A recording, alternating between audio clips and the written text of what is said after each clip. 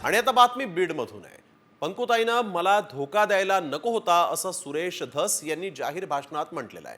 मतदानाच्या आदल्या दिवशी माझ्या विरोधात काम केल्याचं धस यांनी आरोप करताना म्हटलंय. आणि त्यानंतर आक्रमक मुंडे समर्थकांनी सुरेश धस यांना फोनवरून जाब विचारला. संभाषणाची क्लिप सोशल मीडियावर आता प्रचंड व्हायरल होती आहे.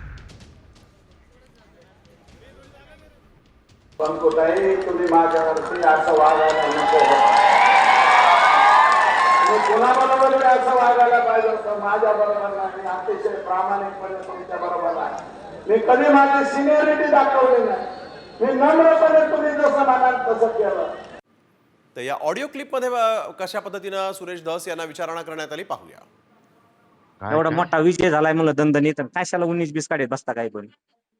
कोणतं 19-20 काय आमच्या विरोधात काढायचा प्रयत्न केला, बोलायचं नाही का? तुम्ही 8 दिवस आधी तरी बोलायचं ना. हे मला 8 दिवस काय अगोदर बी बोललो असतो ना. बोलायचं ना, एवढी हिंमत होती तुमची त्यांनी तर. मतदानाच्या आदल्या दिवशी माझ्या विरोधात काम केलं ना. अहो, कुठं काम केलं उगा तुम्ही निवडून आला, तुम्हाला वाटतं लीड आली गप्रे, तो नीट बोल.